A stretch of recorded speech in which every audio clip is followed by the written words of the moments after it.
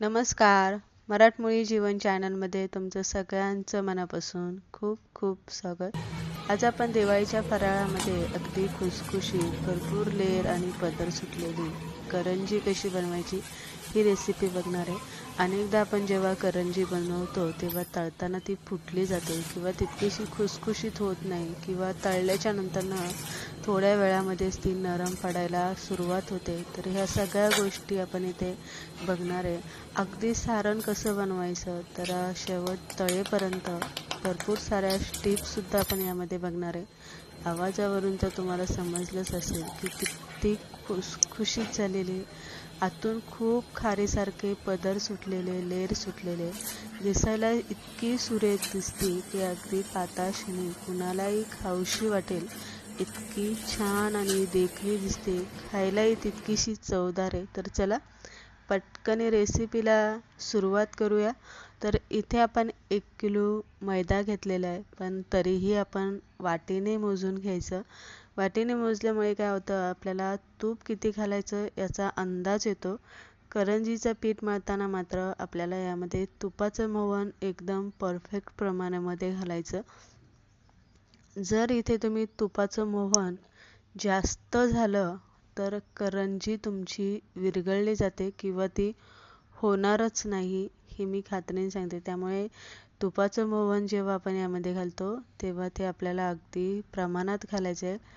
इथे मी 4 वाट्या, आपल्या मोठ्या ज्या 4 वाट्या असतात त्या 4 वाट्या 1 किलोच्या पिठाच्या भरलेल्या आहे. 4 वाट्यांसाठी त्याच वाटीने आपल्याला अर्धी वाटी तूप एकदम कडक गरम करून घ्यायचं, अगदी धूर निघेपर्यंत. चिमूटभर मीठ आपल्याला पिठामध्ये घालायचं, जास्त मीठ आपल्याला यामध्ये घालायचं नाही आहे. आणि गरम झालेलं तूप घालून चमच्याने पहिलं आपल्याला हे हलवायचं, कारण तूप गरम असतं, हाताला भाजण्याची शक्यता असते.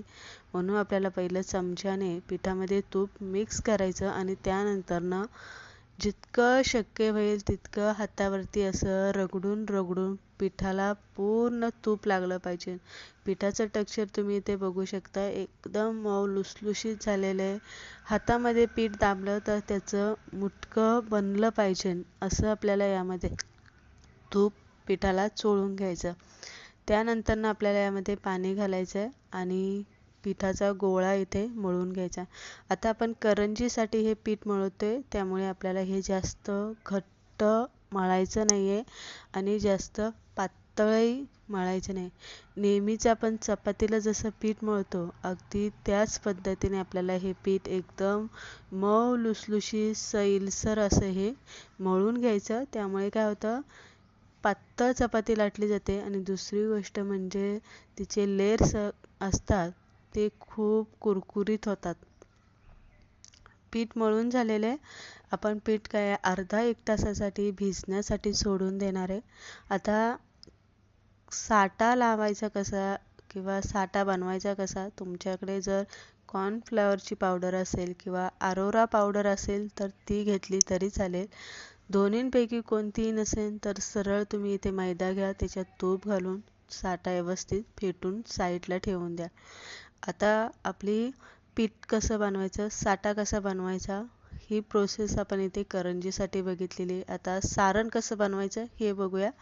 तर इथे मी खोबरं किसून घेतलेलं आहे. ज्या वाटीने आपण पीठ घेतलं त्याच वाटीने मोजून आपल्याला 3 वाट्या इथे दाबून किस त्यामध्ये भरायचा आणि 3 वाट्या आपण इथे किस घेतलेल्या खोबऱ्याचा. आता त्याच वाटीने आपल्याला 1.5 वाटी एकदम बारीक जो रवा असतो 0 नंबरचा, तो आपल्याला यामध्ये घ्यायचा. बारीक रवा नसेल तर मोठा रवा मिक्सरला थोडासा बारीक करून घ्या. आता साखरेचं प्रमाण इथे बघूया. आता मी पिठी साखर घेतलेली नाही आहे, कारण आपण याची पिठी साखर बनवणार आहे. तर 2 वाट्या जर तुम्ही मोठी साखर घेतली आणि तिची पिठी साखर केली तर बरोबर 3 वाट्या इतकी ही साखर भरते. म्हणजे आपल्याला 3 वाट्या पिठी साखर इथे घ्यायची. 1.5 वाटी रवा आहे, 3 वाटे खोबरे, 4.5 वाट्यांसाठी आपल्याला 3 वाट्या इतकं पिठी साखर इथे घ्यायची. हलकंसं हाताने दाबून घ्यायची साखर, जास्तही साखर अशी दाबून गच्च वाटी इथे भरायची नाही. तर इथे तुम्ही बघू शकता जवळजवळ 3 वाट्या आपल्या साखर, पिठी साखर इथे भरलेली आहे. म्हणजे हे प्रमाण आपलं अगदी परफेक्ट झालेलं आहे. जास्तही गोड नाही होणार किंवा कमीही गोड नाही होणार. ड्रायफ्रूट मी इथे असे छोटे छोटे काप करून घेतलेले आणि विलायची पावडर. कढईमध्ये पळीभर तूप घातलेले. सारण भाजताना सुद्धा आपल्याला तुपाचं प्रमाण आहे ते अगदी योग्य वापरायचं. जास्त तूप सारणामध्ये घालायचं नाही. नाहीतर काय होतं, करंजी तळताना तूप सुटलं जातं सारणातून आणि करंजी फुटण्याची शक्यता जास्त असते. तर आपण ड्रायफ्रूट पहिलं भाजून घेतले, मग खोबरंसुद्धा आपल्याला इथे चांगलं थोडासा हलकासा सोनेरी कलर येईपर्यंत खोबरं इथे भाजून घ्यायचं. खोबरं आणि रवा चांगला भाजायचा. त्यामुळे काय होतं, करंजी जास्त दिवस टिकते. सारणाला वास येत नाही, नाहीतर खोबरं लगेच खराब होतं. रवासुद्धा आपण तुपामध्ये चांगला भाजून घेणार आहे. रवा भाजताना मात्र रवा बारीक गॅसवरती भाजायचा, म्हणजे तो मऊ लुसलुशीत आणि खुसखुशीत होतो. खाताना टचटच लागत नाही. जर तुम्ही घाईघाईत मोठ्या गॅसवरती भाजला तर रवा भाजला जाईल, पण रवा कडक होतो आणि खाताना टचटच लागतो. म्हणून रवा नेहमी आपल्याला बारीक गॅसवरती भाजून घ्यायचा. भाजला की खोबऱ्यामध्येच आपल्याला रवा घालून मिक्स करून हे थंड व्हायला ठेवायचं. थंड झाल्याच्या नंतरच व्यवस्थित हाताने आपल्याला हे मिक्स करायचं आणि मग आपल्याला साखर घालायची. जर सारण गरम असताना तुम्ही साखर घातली तर साखर वितळू शकते आणि पूर्ण सारण तुमचं फसू शकतं. त्यामुळे नेहमी सारण रवा आणि खोबऱ्याचा किस थंड झाल्याच्या नंतर पिठी साखर आणि विलायची पावडर घालून व्यवस्थित सारण मिक्स करून घ्यायचं. तर सारण आपलं इथे बनवून तयार झालेले. तोपर्यंत आपला साठासुद्धा बनवून तयार करून ठेवला होता आणि तोपर्यंत आपलं पीठसुद्धा चांगलं भिजलेलं आहे. साधारणतः 1 तासभर हे पीठ मी असंच भिजायला ठेवलं होतं. भिजल्यामुळे काय होतं, पिठाला एकदम पेड्यासारखा लवचिकपणा येतो. परत एकदा पीठ मळून घ्यायचं आणि नेहमीच्या चपात्या जशा आपण बनवतो त्यापेक्षा थोडीशी पातळसर अशी आपल्याला ही चपाती लाटून घ्यायची. आता आपण भरपूर लेअरवाली खुसखुशीत अशी करंजी बनवते. त्यामुळे सगळ्यात पहिले आपल्याला चपात्या इथे आपण लाटून घेणार आहे. भांड्यामध्ये एखाद्या प्लेटमध्ये चपाती ठेवताना खाली थोडासा मैदा बुरबुरा, नाहीतर चपाती खाली चिटकू शकते. तर इथे ही चपाती घेतलेली लाटून परत आपण दुसऱ्या चपातीवरती बुरबुरून मैदा टाकणार अशा आपण 5 चपात्या इथे मी लाटून घेतलेल्या. आता काय करायचं आहे, आपल्याला जो साठा आपण बनवून घेतलाय तो प्रत्येक चपातीला लावून घ्यायचा. एकावरती एक चपाती, पहिल्या चपातीला साठा लावला, दुसरी चपाती त्यावरती ठेवून घ्यायची, साठा लावून घ्यायचा, तिसरी ठेवायची, साठा लावून घ्यायचा, चौथी ठेवायची, साठा लावायचा आणि सगळ्यात शेवटी 5वी ठेवायची, साठा लावायचा. आता तुम्हाला किती पदरची, किती लेयरची पाहिजे त्यानुसार तुम्ही चपात्या एकावरती एक ठेवून साठा लावून त्याचा घट्टसर असा रोल आपल्याला इथे बनवून घ्यायचा. रोल बनवताना मात्र चांगला असा हात फिरवत दाबत आपल्याला रोल बनवायचा, म्हणजे रोलमध्ये हवा राहणार नाही. जर हवा राहिली तर आपल्याला लाट्या कट करताना लाट्या सुटू शकतात किंवा करंजी तळताना करंजी सुटू शकते. लेयर्स त्यामधले सुटू शकतात तुपामुळे. म्हणून आपल्याला असे दाबत दाबत याचा रोल करायचा. परत एकदा असं जरासा फिरवायचा, दाबायचा, म्हणजे आतमधली हवा जी असते ती निघून जाते आणि पोकळपणा आतमध्ये त्याचा राहत नाही. 2 भागांमध्ये मी इथे कट केलेले. आता पहिल्या भागात आपण लाटी कट करून घेणार आहे.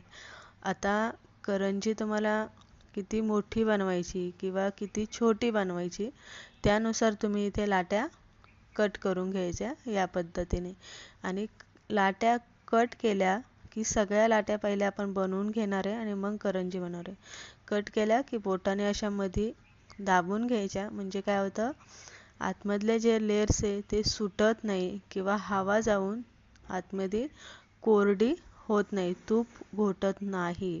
तर इथे दाबून घेतलेल्या आणि त्यानंतर एका भांड्यामध्ये आपल्याला लाट्या इथे ठेवून घ्यायच्या, म्हणजे लाट्या आपल्या सुकणार नाही. तर त्याच पद्धतीने आपण बाकीच्या सुद्धा बनवून घेतलेल्या आहे. बघू शकता आतमध्ये लेयर्स किती सुंदर आलेले, अगदी परफेक्ट दिसतात ते, पोकळ राहिलेली नाही आहे, काही नाही आहे, एकदम व्यवस्थित झाले. आता काय करायचं आपण लाटी अशी आडवी ठेवून आपल्याला थोडीशी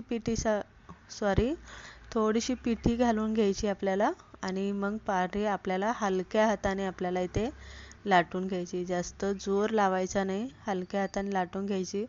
आता सारण भरताना करंजीचा मधला सेंटर काढून घ्यायचा. या पद्धतीने पहिली दुमती करायची, मधला सेंटर कुठे येतोय त्या सेंटरवरती आपल्याला सारण भरायचं.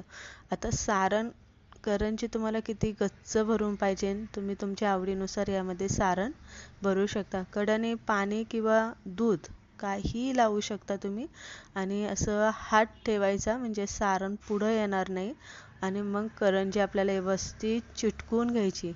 इथे मात्र करंजी कुठेही सूट ठेवायची नाही, व्यवस्थित चिटकवायची म्हणजे तेलामध्ये तळताना करंजी सुटणार नाही. आणि त्यानंतर थोडीशी खाली मी पिठी घालून घेतलेली कारण आपली करंजी खाली चिटकू नये.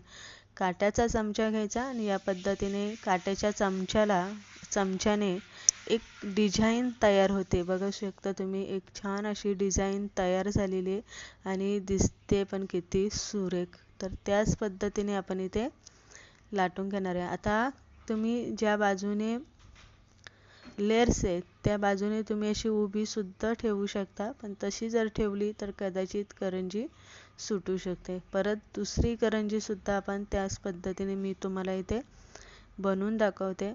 अशा पद्धतीने जर तुम्ही सेंटरचं माप घेऊन सारण त्यामध्ये भरलं तर सारण पुढं सरकत नाही आणि आपल्याला करंजी अशी जॉईन करताना कुठलाही त्रास होत नाही. व्यवस्थित आपल्याला जॉईन करून घ्यायची, चिटकून घ्यायची, दाबून घ्यायची आणि मग आपल्याला काट्याच्या चमच्याने डिझाईन बनवून घ्यायची. बघू शकता सुंदर अशी दिसते आणि एकदम छान आलेली आहे. मोठी नाही, छोटी नाही, अगदी मिडियम असा आकार तिचा आलेला आहे.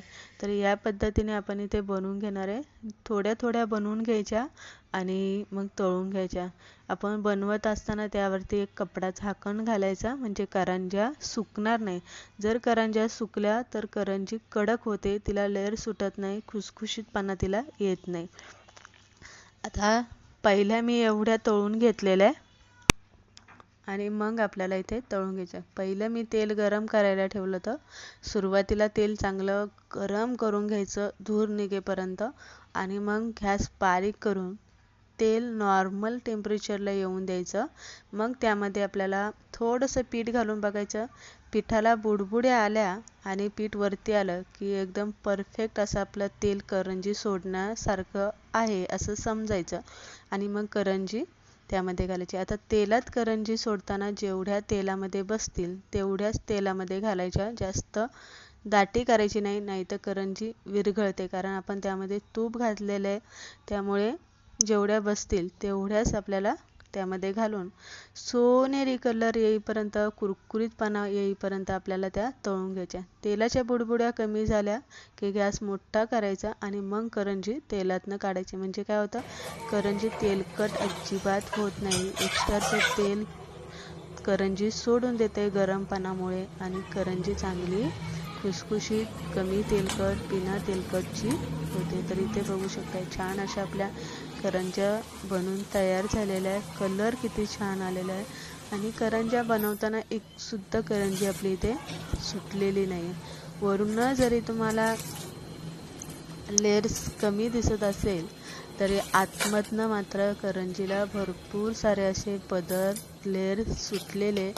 आवाजावरून तर तुम्हाला खात्री पटलीच असेल की ती किती खुसखुशीत झालेली आहे, किती व्यवस्थित झालेली आहे. आणि तुम्ही इथे बघू शकता आतमधनं खूप लेयर सुटलेले, पदर सुटलेले आणि सारणसुद्धा चांगलं गच्च भरलं गेलेलं आहे. अगदी तुम्ही ही महिनाभर सुद्धा करंजी तुम्ही इथे खाऊ शकता, काही तिला होत नाही. फक्त सारण बनवताना खोबरं आणि रवा चांगला भाजायचा. पीठ मळताना ते काळजीपूर्वक मोहन घालून मळायचं आणि लाटताना तळताना सुद्धा काळजी घ्यायची.